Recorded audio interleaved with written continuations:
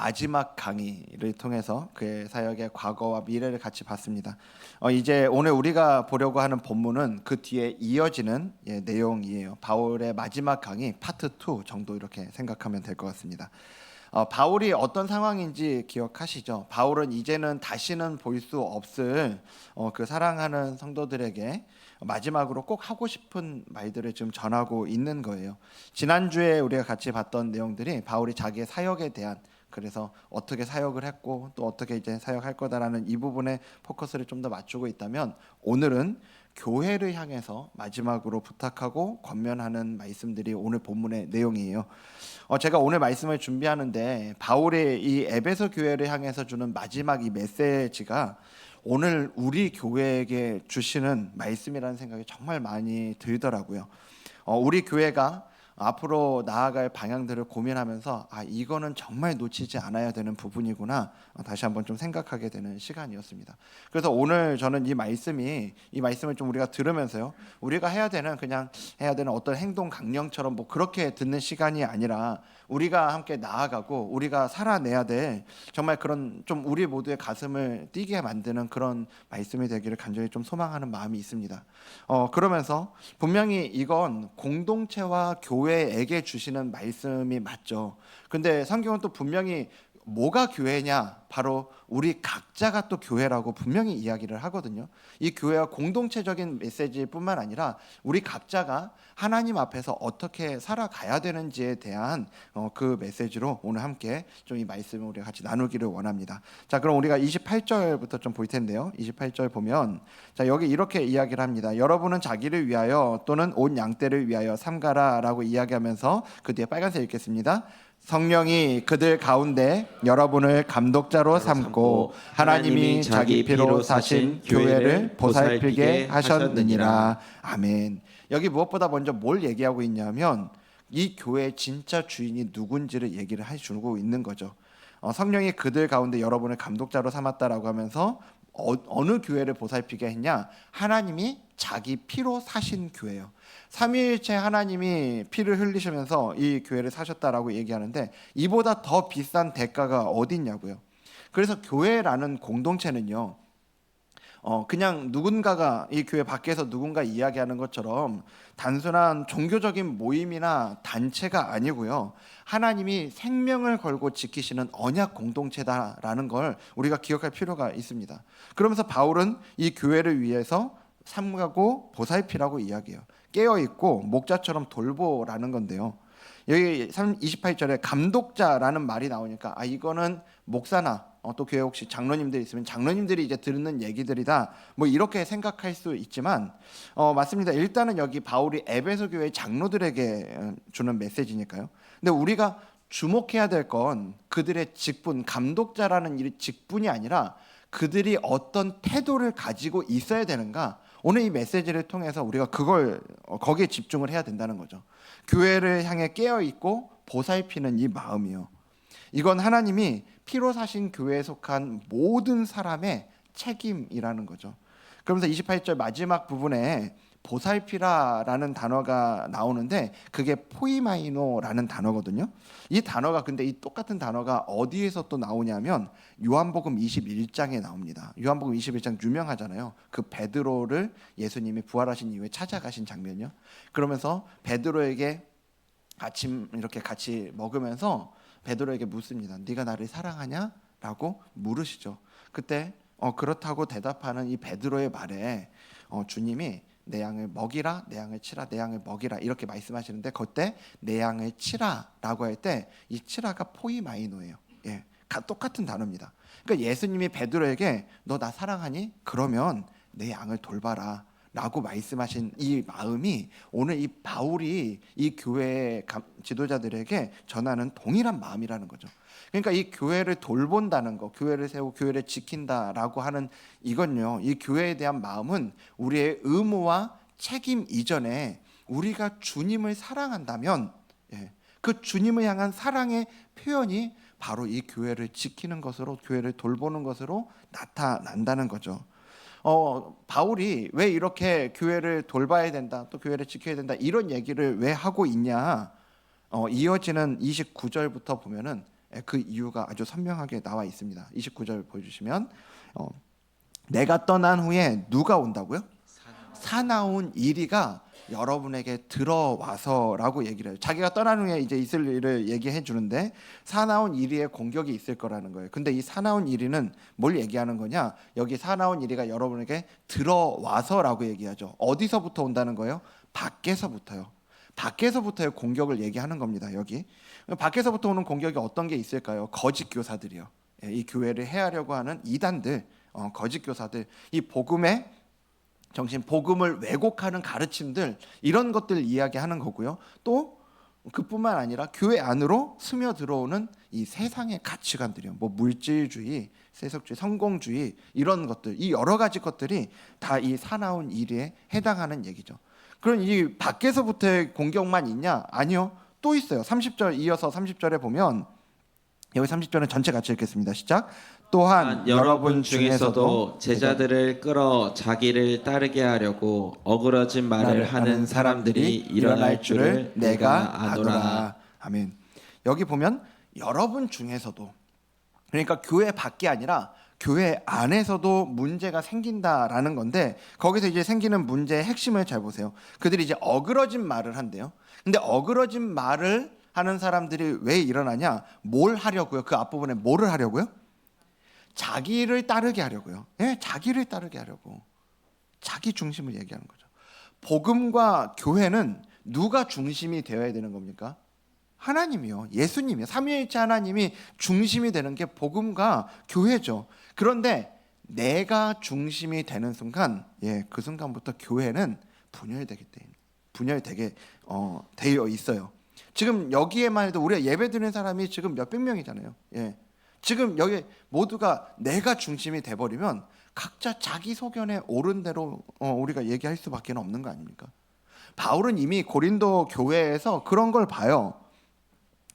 바울파, 아볼로파, 게바파, 막 나중에는 예수파까지 나오잖아요. 근데 이게 진짜로 그 사람들이 중심이 된 게 아니에요.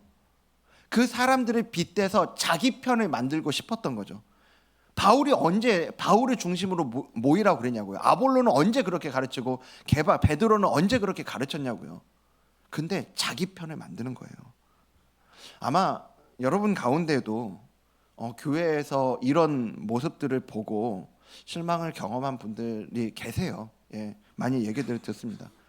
그런 일이 없으면 제일 좋죠. 정말 이 교회에서 정말 은혜 받기에도 시간이 부족하고, 은혜 받고 위로받고 힘만 받기에도 정말 시간이 부족한데, 이런 데서 그런 아픔을 경험하는 건 너무나 슬픈 얘기 아닙니까? 그런데 오늘 말씀을 통해서 우리가 생각해 볼 게 있는데, 그런 일이 있더라도 그게 그렇게 또 놀라운 일은 아니라는 겁니다. 교회의 역사가 그랬고 지금도 그렇고 앞으로도 그럴 거라는 거예요. 바울이 이미 2000년 전에 여러분 중에 그런 일이 있을 거다라고 얘기하잖아요. 왜냐하면요, 교회는 천국이 아니거든요. 교회에 모여 있는 사람들이 천사들이 아니에요. 옆에 있는 분들 얼굴 한번 보시겠어요? 이분들이 이렇게 괜찮아 보이지만 천사가 아니에요. 교회는 죄인들의 모임이에요. 우리는 다 죄인들이 모여 있는 공동체이기 때문에 오늘 바울이 이렇게 이야기하는 이 공격과 이런 문제들이 교회 안에 얼마든지 있을 수 있다는 겁니다. 자, 그러면 이런 일이 있을 거라고 바울 얘기했으니까 이게 뭐 당연한 일이니까 이런 문제들에, 이러한 공격들에 교회가 무너지도록 그냥 내버려 두면 되냐? 이런 일 있으면 방치하면 되냐? 아니죠. 절대 아니죠. 교회는 반드시 지켜내야 됩니다. 교회의 교회됨을 지켜내야 돼요. 왜냐하면 교회는 우리 게 아니니까. 교회는 우리 게 아니라 하나님이 자기 피로 사신 교회니까 지켜야 되는 거죠. 자, 그럼 우리가 어떻게 해야 되냐? 교회를 지키기 위해서 어떻게 해야 되냐? 그거를 이제 바울이 31절부터 얘기를 하는 거예요. 자, 그러면서 31절 보면, 자, 여기 앞부분에 어떻게 시작하고 있어요? 그러므로 지금까지 이 공격이 있을 거다, 어려움이 있을 거다 얘기하니까, 그래서 이제 이렇게 해야 된다라고 얘기하면서, 여러분이 일깨어서 내가 3년이나 밤낮 쉬지 않고 눈물로 각 사람을 훈계하던 것을 뭐 하라고요? 기억하라. 핵심은 오늘 바울의 이 주는 교회를 지키기 위해서 하는 거예요. 핵심은 기억하라는 거예요. 바울은 여기 31절에 그리고 저 뒤에 35절에 두 번 기억하라고 얘기를 하고 있습니다. 그래서 이 두 가지를 가지고 오늘 이 바울의 메시지를 우리가 함께 나누기를 원하는데요. 그래서 우리가 바울 자신이 어떻게 이 교회를 세웠고 어떤 마음으로 교회를 섬겼는지 우리 같이 기억하면서 그 길을 따라가며 교회를 지켜가는 길을 우리가 함께 보려고 합니다. 보기 전에 지금 혹시 덥지 않으세요? 예, 저는 좀 덥습니다. 예, 에어컨 틀어주시면, 히터 말고 에어컨 틀어주시면 감사하겠습니다. 자, 첫 번째, 말씀은 눈물로 심어진다는 거예요. 말씀은 눈물로 심어진다는 거 우리가 기억해야 됩니다. 31절을 우리가 다시 보면 여기서 바울은 이렇게 얘기합니다. 눈물로 각 사람을 훈계하던 걸 기억해라 라고 얘기를 하고 있어요. 바울 자신이 에베소 교회를 위해서 눈물로 훈계한 걸 기억하라고요. 그냥 바울은 그러니까 성경 지식만 그들에게 끝내주게 가르쳤다라는 게 아니에요. 지금 이 표현에서 우리가 알 수 있는 건 그가 어떤 마음으로 이 에베소 교회에 말씀을 전했는지 이걸 우리에게 보여주고 있는 거죠. 그래서 그가 눈물로 뭐 했다고요? 훈계했다라고 얘기하고 있는데 이 훈계라는 말이 가지고 있는 것도 그냥 단순히 정보를 제공하고 지식을 가르쳤다 이게 아니라 마음에 두게 하다, 정신 차리게 하다 이런 의미를 갖고 있는 단어예요. 그러니까 바울은 그들의 삶이 이 에베소 교회 성도들의 삶이 변화되도록 정신 차리고 하나님 앞에서 똑바로 서도록 한 사람 한 사람을 품으면서 눈물로 사랑하고 말씀으로 세우는 사역을 했다라는 거죠. 그게 3년 동안 밤낮으로 계속됐다라는 걸 얘기를 하고 있습니다. 그럼 바울이 이렇게 흘린 눈물 어떤 눈물이었냐는 거예요. 그가 은혜 받고 감동받아서 흘리는 눈물이었겠는가? 아니, 여기서 얘기하는 눈물은 물론 그때도 눈물 흘렸겠죠. 근데 여기서 얘기하는 눈물은 그런 게 아니에요. 우리가 지난주에 잠깐 나눴던 그 대가를 지불하는 눈물이 오늘 바울이 이야기하는 눈물인 거죠. 24절에서 바울이 뭐라고 그랬냐? 내가 달려갈 길과 주 예수께 받은 사명 곧 하나님의 은혜의 복음을 증언하는 일을 마치려 하면은 그 뒤에 읽겠습니다. 나의 생명조차 조금도 귀한 것으로 여기지 아니하노라. 아멘. 그는 이 사명을 위해서라면 자기 목숨도 아깝지 않은 사람이었어요. 그런 사람이 왜 눈물을 흘리냐? 교회를 위해서. 이 한 사람 한 사람을 위해서 자기 자신을 내어주는 그 과정에서 흘린 눈물인 거죠. 여러분, 사랑하지 않으면요, 기대하지 않으면 눈물도 흘릴 일이 없어요. 왜 우리가 눈물 흘리냐? 사랑하니까, 기대하니까. 그래서 바울의 눈물은 교회를 끝까지 포기하지 않는 그 사랑의 표현의 방식이었던 거예요. 그 눈물의 훈계가 어디로 이어지고 있냐? 32절에 보면요. 자, 여기 앞에 있는 빨간색만 읽겠습니다. 시작. 지금 내가 여러분을 주와 및 그 은혜의 말씀에 부탁하노니. 아멘. 지금 내가 여러분을 주와 및 그 은혜의 말씀에 부탁한다. 지난주에 우리가 이미 봤잖아요. 결국 사람을 변화시키고 교회를 세우는 건 어떤 당위성과 강요가 아니죠. 말씀의 능력이 그 일을 행한다는 겁니다. 오늘 우리가 근데 주목하고 싶은 건 뭐냐면 기억해야 되는 게 그 말씀이 어떻게 심어지냐는 거예요. 그냥 말씀만 막 얘기하고 있으면 되는 게 아닌 거죠. 바울이 오늘 그 답을 분명히 얘기해주고 있는 거잖아요. 대가를 지불하는 눈물로 그 사람을 끝까지 포기하지 않는 그 사랑으로 그 말씀이 심겨진다는 겁니다. 여러분 기억하셔야 돼요. 교회를 세우는 건 말씀인데 그 말씀은 이 대가를 지불하는 눈물 없이는 전해지지 않는다고요. 그럼 오늘 우리는 이 바울이 기억하라고 한 이 눈물, 대가를 지불하며 말씀을 살아내야 되는 그 삶을 어떻게 실천하고 있냐는 거죠. 먼저는 이게 목사인 저의 이야기이기도 한데 당연히 저는 어떤 대가를 지불하고 있는가에 대해서 저에게도 그런 고민과 생각들이 있지만요. 저만의 이야기겠냐고요, 이게. 당장 여러분 가정만 보더라도 여러분 가정에서 그 말씀을 가정에 심기 위해서 여러분들은 어떻게 하고 있습니까? 우리 가정에서 자녀들에게 교회 가라, 기도해라, 뭐 큐티해라, 성경 읽어라 말만 한다고 그게 되냐고요? 아니잖아요. 바울처럼 말씀을 살아낸다는 건 먼저는 내가 먼저 그 말씀대로 살아가는 모습을 보여주는 거 아닙니까? 근데 또 생각해 볼 건 그건 쉽냐고요. 우리 이런 얘기만 하면 막 작아지는 우리 자신을 발견하잖아요. 말씀대로 살아가지 못하는 우리의 연약함들이요. 배우자를 용서하는데 내 속이 먼저 부글부글되고 이웃을 섬기라는데 내일이 더 급하고 주의를 지켜야 되는데 현실이 막 녹록지 않은 여러 가지 우리 각자의 상황들, 또 우리의 연약한 모습들이 있죠. 그럴 때 우리의 연약함을 있는 그대로 인정하면서요, 하나님의 도우심을 구하는 그 눈물의 기도가 또 우리에게 필요한 거 아니겠냐는 거예요. 우리가 또 다락방에서도 함께 말씀 나누잖아요.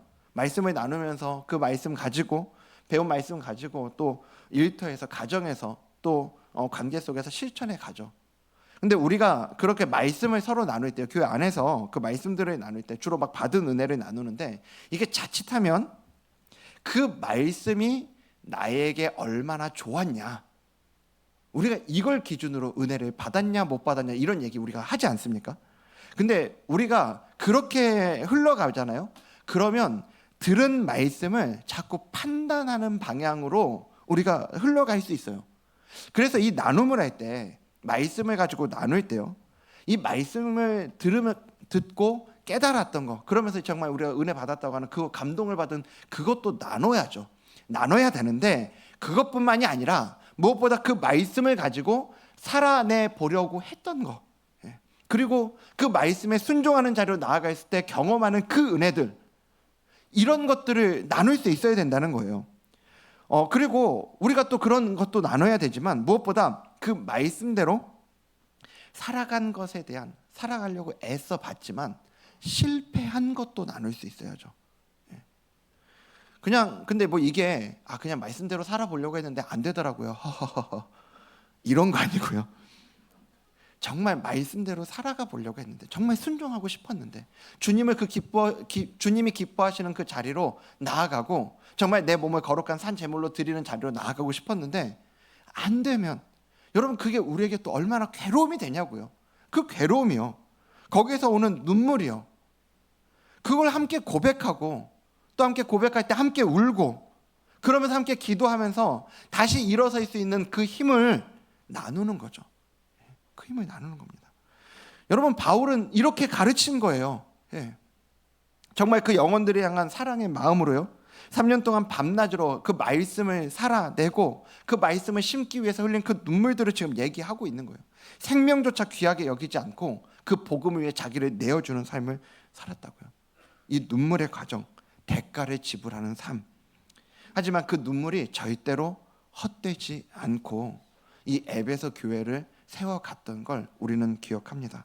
우리도 마찬가지예요. 우리가 입으로만 이야기하는 말씀이 아니라 그 눈물로 살아내는 말씀이 우리 가정을, 또 우리의 다락방을, 우리의 교회를 그렇게 지켜낼 줄로 믿습니다. 두 번째는요, 오늘 두 번째로 기억해야 될 건 복은 흘려보내는 자에게 있다는 거예요. 이제 바울이 33절부터 이제 두 번째로 기억할 걸 이야기하고 있는데, 33절부터 보면 내가 아무의 은이나 금이나 의복을 뭐 하지 않았다고요? 탐하지 않았다라고 얘기를 합니다. 누군가의 은금 의복을 탐하지 않았다는 건 무슨 얘기예요? 이 바울의 마음이 물질을 향한 욕심이 없었다는 거고요. 그리고 교회를 내 이익의 수단으로 삼지 않았다는 거죠. 그러면서 이어진 34절을 보면 어떻게 했냐 얘기합니다. 여러분이 아는 바와 같이 이 손으로 나와 내 동행들이 쓰는 것을 뭐 했다고요? 충당했다라고 얘기해요. 그러니까 자기 스스로 벌어가지고 나의 필요, 그리고 내 동행들의 필요를 충당했다, 채웠다라는 얘기인데, 익히 알고 계시는 것처럼 바울은 천막 만드는 일을 했죠. 그걸 통해서 정말 스스로의 그 필요를 채웠다는 건데, 이게 뭘 얘기하고 싶은 거냐면요, 바울이 교회의 짐이 되지 않기를 원했던 거예요. 그러니까 복음을 전하러 왔는데 이 교회가 자기 때문에 부담스러워지는 거 원치 않았다는 거죠. 이게 단순히 바울은 이렇게 깨끗한 사람이었다, 이렇게 욕심이 없었다, 이 얘기 아니고요, 그가 교회를 사랑하는 방식을 보여주고 있는 거죠. 근데 바울이 거기서도 멈추지 않아요. 바울의 이게 어디까지 흘러가고 있냐, 35절 보면 범사에 여러분에게 모본을 보여준 바와 같이, 그 다음 빨간색만 읽어볼까요? 수고하여 약한 사람들을 돕고. 바울의 수고가 확장되고 있는 겁니다. 내 필요, 내 동행들의 필요를 채우는 데서 멈추지 않고 그렇게 번 것으로 약한 사람들을 도왔다는 거죠. 특히 교회 안에, 당시에 교회 안에 보면 약한 사람들이 많이 있었거든요. 과부, 고아, 일할 수 없는 병든 사람들, 이들을 도왔다는 거예요. 지금 바울이 보여주는 건요, 바울은 자신이 교회의 짐이 되지 않는 것에서 멈추지 않고요, 교회를 함께 짊어지는 사람이 되려고 했다라는 걸 보여주는 거예요. 받기만 하는 사람이 아니라 주는 사람이 되려고 하는 거죠. 자기만 챙기려고 하는 게 아니라 약한 자들까지 품으려고 하는 것, 이게 오늘 바울이 교회를 사랑하고 교회를 지켜간 방식이었다라는 겁니다. 바울이 그러면서 이렇게 살 수 있었던 이유를 35절 마지막에 얘기하고 있는데, 35절 마지막, 여기도 빨간색만 읽겠습니다. 시작. 받는 것보다 복이 있다 하심을 기억하여야 할지니라. 아멘. 바울이 이렇게 살 수 있는 이유, 주님의 말씀을 기억한 겁니다. 주는 것이 받는 것보다 복이 있다. 그래서 이 말씀을 기억하면서 자기도 그렇게 살았고, 그리고 여기 에베소의 장로들에게도, 에베소 성도들도 그렇게 살아갈 것을 얘기하고 권면하고 있는 거죠. 아까 우리가 30절 보면서 교회를 이 무너뜨리려는 공격 중에 외부에서의 공격 말고 이 안에서 생기는 공격이 자기를 따르게 하려고 어그러지는 말, 그 왜곡된 말을 하는 이들 얘기를 했어요. 이게 어디서부터 나오는 거냐? 자기를 중심에 두는 데서 시작하는 거잖아요. 근데 여기 지금 바울이 얘기하고 있는 건 그 정반대로 살았다는 거예요. 정반대로. 사도라는 권위를 내세우지도 않았고 은금을 움켜쥐려고 하지도 않았고요. 오히려 자기 손으로 일해서 그거를 흘려보낸 거예요. 왜냐?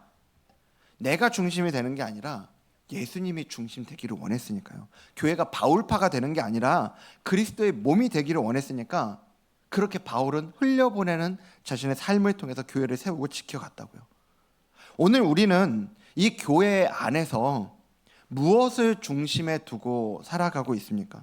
내 생각, 내 방식, 내 유익입니까? 아니면 그리스도, 교회의 유익, 복음입니까? 우리가 무언가를 교회에서 결정을 할 때 이게 나한테 유익한가를 먼저 생각을 합니까? 아니면 이게 교회에 유익한가를 먼저 생각하고 있습니까? 바울은 항상 후자였던 거죠. 그렇게 그는 자기를 흘려보내면서 그러한 삶으로 교회를 사랑하고 교회를 지켰는데요. 여러분, 이건 오늘도 동일합니다.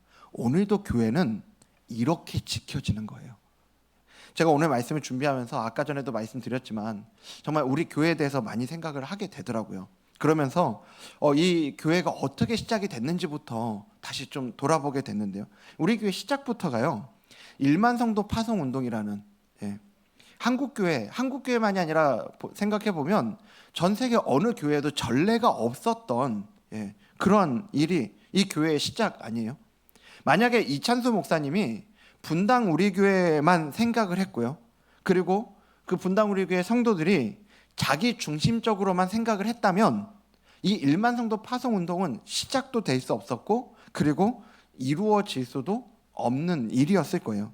하지만 하나님 앞에서 이 분당 우리 교회라는 개교회만 생각한 게 아니라 한국 교회를 생각하면서요, 분당 우리 교회 주신 복을 각 지역과 한국 교회에 흘려보내는 게 이 1만 성도 파송 운동의 정신이고, 그렇게 우리 교회가 그 정신에 의해서 시작이 된 거예요. 그러면서 우리가 계속해서 그것들을 흘려보내면서 하고 있는 것 중에 꿈 넘어 꿈 프로젝트를 하고 있는 거 아닙니까? 서울 경기권 그리고 경상도, 올해는 이 전라도 지역에 계속 우리가 섬길 교회들을 그렇게 찾고 실제로 그 일들을 지금 행하고 있는 거죠. 근데 이것들이 시작될 때요, 이 일들이 이루어져 갈 때 이 1만 성도 파송 운동에 따라 나선 성도들 한 명 한 명이 얼마나 그 좋았던 공동체를 떠난다라고 하는 그게 얼마나 두렵고 불안한 일이었겠냐고요. 성도들만 그래요? 저도 그래요. 갑자기 3주 앞두고 이찬수 목사님 저한테 이야기하시는데 네가 나가야 되겠다라고 이야기를 하시는데 제가 그때 아싸 담임 목사 된다 이런 마음으로 안 나왔다니까요. 얼마나 두렵고 떨리는지. 저 못하겠다고, 피하고 싶다고 말씀을 드렸는데 안 받으시더라고요. 그리고 한층 위에 기도실이 있는데 기도실 가서 기도하라고. 근데 그때 기도하는데요, 기도가 안 나와요. 기도가 안 나오는데 하나님이 떠오르게 하시는 게 있더라고요. 제가 그가 만났던 우리 성도들이요, 성도들이 이 1만 성도 파송 운동을 생각하면서 얼마나 눈물로 각오를 하고 정말 불안해하고 떨려 했는지를 제가 아니까 그게 하나님이 다시 한번 생각이 나게 하시더라고요. 제가 감히 이렇게 나온 걸 하나님 뜻이라고, 우리가 그렇게, 제가 나오면서 그런 얘기했어요. 이제는 하나님 뜻이어야만 한다고 그렇게 말씀을 드렸는데, 제가 하나님 뜻으로 알고 나온 건, 여러분, 제 수준과 어떤 제 계획 가지고 얘기하면 안 될 일이죠. 그런 거 아니었고요. 정말 그 성도들을 생각할 때 이건 하나님 뜻이어야만 한다고 말씀드렸고, 전 그거 믿고 나온 겁니다. 저의 어떠함이 아니라 하나님 뜻일 거라고 생각하고요. 그러니까 이 시작이 모두가 자기 중심성을 내려놓고 이 흘려보냄에 동참하면서 시작된 게 일만성도 파송 운동이었고, 그렇게 시작된 게 우리 수지 함께하는 교회였다고요. 제가 지금 이 말씀 드리고 있는 건, 여러분, 제가 그렇게 막 대단한 희생과 우리 각자가 우리의 시작이 엄청 대단했고 우리의 희생이 그렇게 컸다, 과거형을 얘기하고 싶은 게 아니에요. 그 얘기하고 싶은 게 아니고, 바로 이 정신이, 이 흘려보냄의 정신이야말로 우리 교회의 출발점이었고, 앞으로 우리 교회가 나아가는 데 있어서도요, 우리가 절대로 놓쳐서는 안 되는, 우리 교회가 지켜나가야 되는 정신이라는 걸 말씀드리고 싶은 거예요. 여러분, 근데 이게 쉽지가 않다니까요. 쉽지가 않아요. 왜냐하면 교회는 누구의 모임이라고요? 죄인들의 모임이라고요. 여러분, 교회가 죄인들의 모임이라고 우리 자주 얘기하는데, 이게 교회에 그만큼 사기치는 사람이 많고 거짓말하는 사람이 많다, 이 얘기가 아니에요. 그런 얘기에서 죄인들의 모임이라는 게 아니고, 여기 있는 우리 누구도 이 자기 중심성이라는 우리의 죄악된 본성에서 자유로울 사람이 아무도 없다는 얘기예요. 저부터 여러분까지 누구도 이 자기 중심성이라는 이 죄된 본성을 이겨내기가 쉽지가 않다고요. 제가 저 스스로를 돌아봐도요, 뭐가 먼저 보이냐? 저한테 좋은 게 먼저 보여요. 뭘 먼저 찾고 있냐? 저 편한 거 먼저 찾고 있어요. 여러분, 이게 부정할 수가 없는 제 본성이에요. 그래서 이 교회가 시작되고 이 교회에서 이 사역을 해나가는데, 하나님 앞에서 저의 교회를 위한 씨름은요, 가장 많은 부분을 차지하는 게 제 본성과의 싸움이에요. 아니, 그래도 십수년 이 사역을 했고, 우리 교회 시작하고도 벌써 수년이 지났잖아요. 좀 이제 자동으로 그런 거 되면 얼마나 좋아요. 근데 늘 고백하지만 안 돼요, 자동으로. 근데 이제 제가 너무나 이제 분명하게 아는 건 그런 거죠. 이건 제가 앞으로도 평생 싸워 나가야 될 저희 영적 싸움인 겁니다. 그래서 우리가 기억했으면 좋겠습니다. 우리가 출발은 그렇게 아름다운 정신으로 출발했는데요, 얼마든지 그 자기 중심성을 향해서 되돌아가 버릴 수 있는 게 우리 자신이다라는 걸 꼭 기억하고 놓치지 않았으면 좋겠습니다. 그런 것들을 잘 보여주는 얘기 중에 하나가, 그 레너드 스윗이라는 미국의 미래 교회 학자가 있어요. 그 교회에 대해서 연구하는 학자인데, 그가 교회를 4단계로 분류를 하거든요. 여러분도 잘 아시는 얘기일 수 있는데, 처음 시작될 때는 어떤 교회를 시작하냐? 본질을 아주 중요하게 시작하는 선교적 교회, 미셔널 처치라고 그러죠. 선교적 교회부터 시작을 한다는 거예요. 그러면서 이제 시간이 흘러가면서 조직과 행정이 중요해지는 목회적 교회, 그리고 그 다음은 현상 유지가 중요한 현상 유지적 교회, 제일 마지막에 있는 교회는요, 건물과 이전의 영광만 남아있는 박물관 교회, 이렇게 4단계의 교회를 이야기합니다.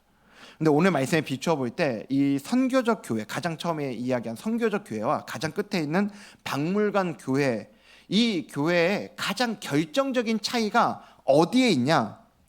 그 교회의 방향성이 어디로 향하고 있는가요?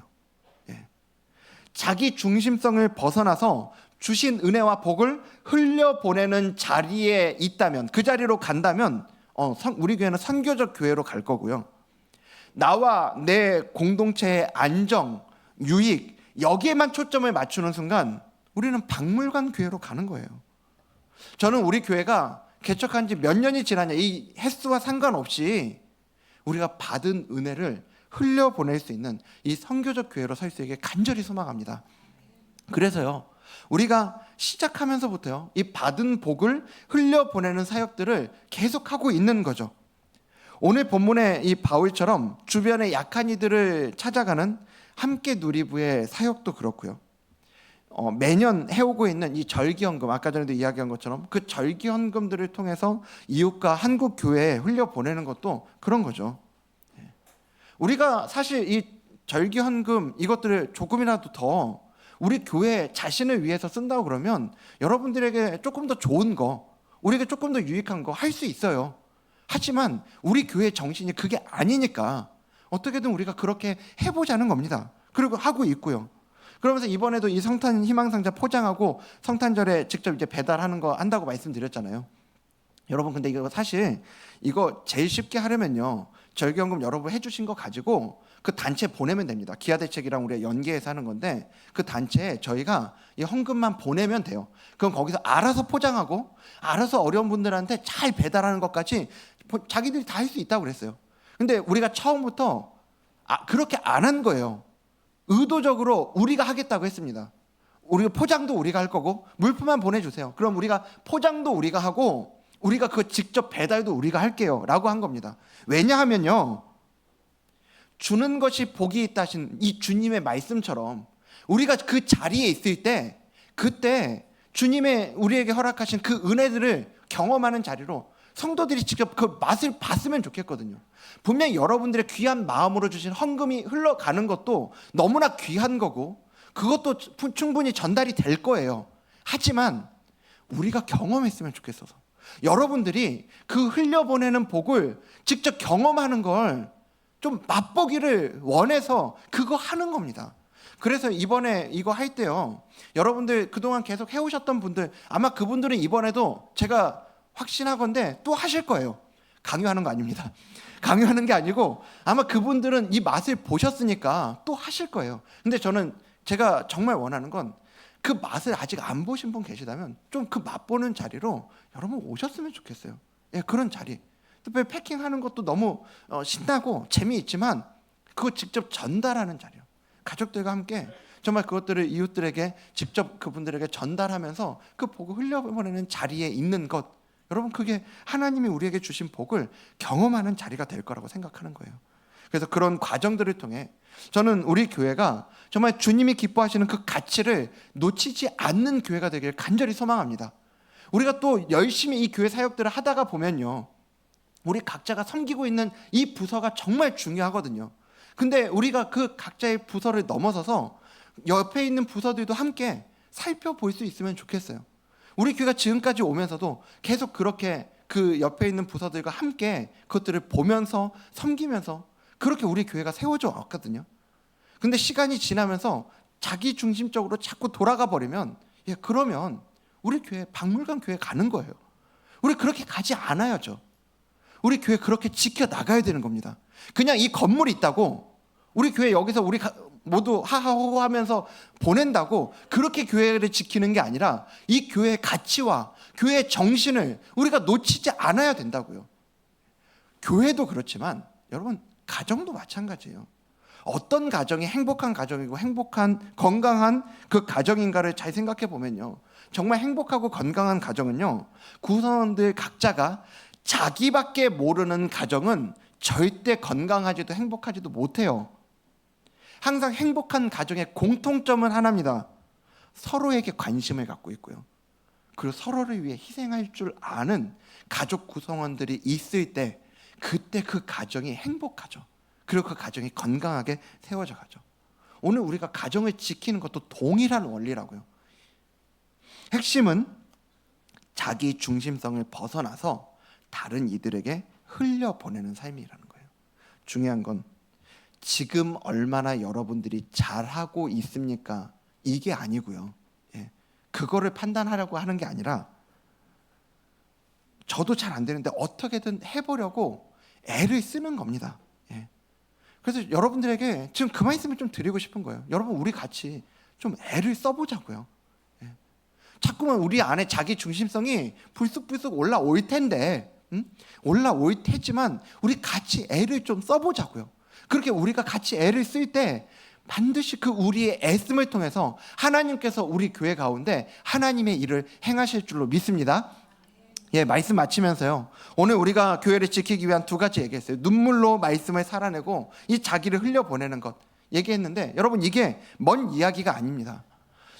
제가 정말 감사한 게요, 우리 교회 이 사역 어떤 프로그램 뭐 사역 이런 얘기 여러분들에게 좀 드렸는데, 제가 성도님들하고 이야기 나누다 보면 오늘 바울이 말한 이 눈물과 흘려보냄의 복됨을 그 삶에서 경험하고 또 살아내신 분들의 이야기를 제가 정말 많이 듣는 거예요. 당장 이번 주에도 한 성도분하고 이야기를 나누는데요, 사실 그분의 삶이 녹록지가 않거든요. 예. 올 한 해도 정말 힘든 시간 보내셨어요. 근데 이야기를 나누는데요, 그분이 이야기를 이렇게 해주시는데, 그 어려움에서부터 나오는 불평과 어떤 투정이 아니고요, 오히려 감사와 은혜를 이렇게 얘기해 주시더라고요. 그 힘든 가운데도 그분이 약한 분들을 찾아가서 돌보는 그런 일들을 하시는데, 그 자리가 그렇게 은혜가 풍성한 자리, 너무 행복한 자리였다고 그 고백을 나눠주시더라고요. 그러면서 올 한 해가 정말 그 어느 때보다 은혜가 있는 한 해였다고 얘기하시는 거예요. 제가 그분의 삶을 아는데, 근데 그분이 이게 진심이라는 게 저한테 너무너무 느껴지면서요, 오늘 이 말씀이 생각이 나더라고요.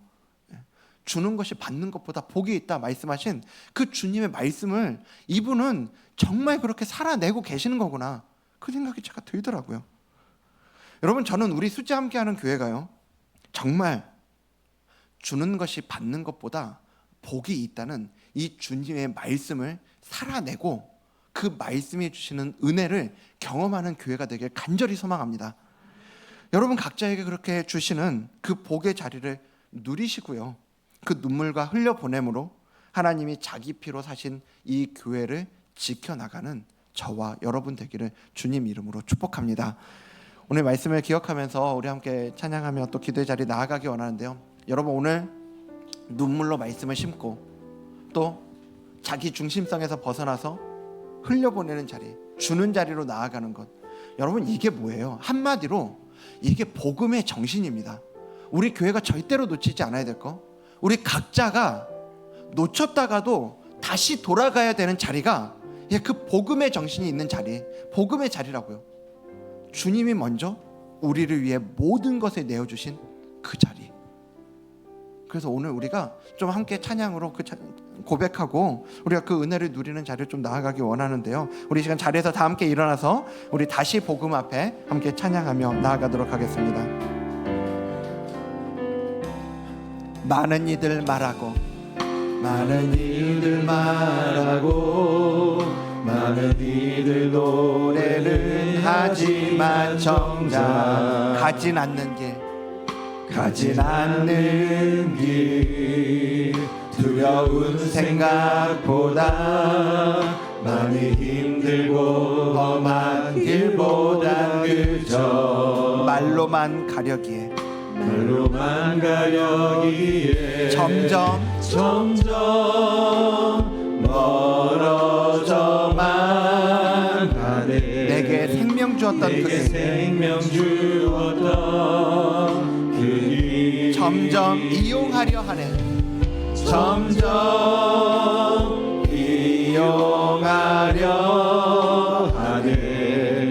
내게 사랑 주었던 그게 다시 복음 앞에 내 영혼 선해 주님 만난 그때 나 다시 돌아가 주님께 예배 드리며 다시 십자가의 길 점점 멀어져만 가네.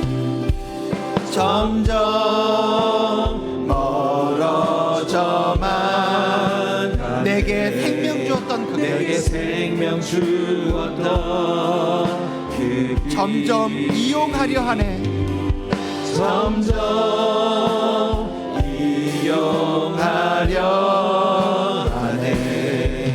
내게 사랑 주었던 그길 다시 복음 앞에 복음 앞에 내 영혼 선해 주님 만난 그때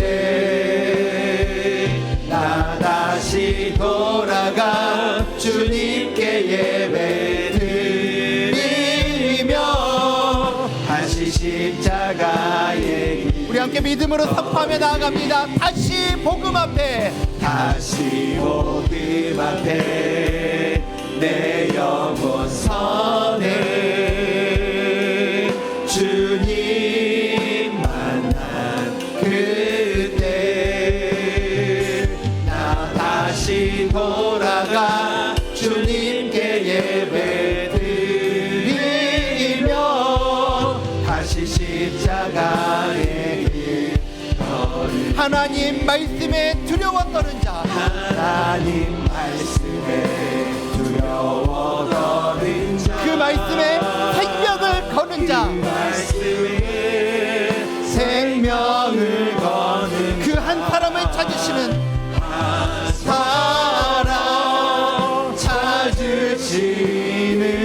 찾으시는 주님의 약속을 믿어 하나님 말씀에 운명을 거는 자 하나님 말씀에 운명을 거는 자 순종하며 주 따라가는 자 순종하며 주 따라가는 자 영원한 하나님 나라 이뤄갈 주의 교회여 우리 마지막으로 선포합니다. 하나님 말씀에 두려워 떠는 자 그 말씀에 생명을 거는 자 생명을 거는 자 한 사람 찾으시는 주님의 약속을 믿어 하나님 말씀에 운명을 거는 자 하나님 말씀에 운명을 거는 자 순종하며 주 따라가는 자 순종하며